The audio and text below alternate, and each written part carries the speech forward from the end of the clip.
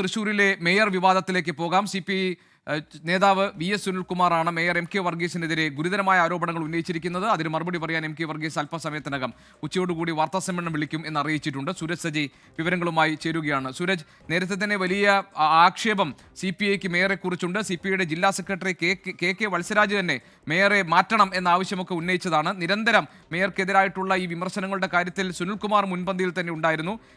ഏത് തരത്തിലായിരിക്കും മേയർ ഈ കാര്യങ്ങളോട് പ്രതികരിക്കാൻ സാധ്യതയുള്ളത്? പറയൂ, എന്തൊക്കെയാണ് മറ്റു വിവരങ്ങൾ?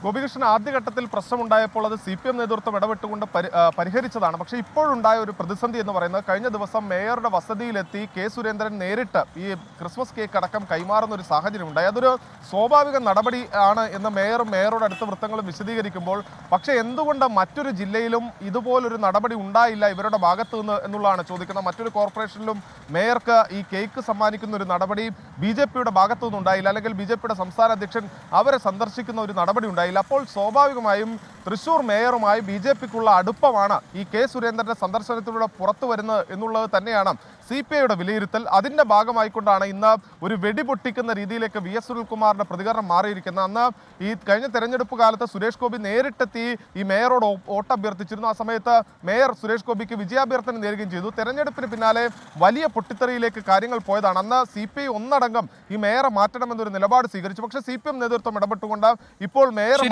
ഒരു നിമിഷം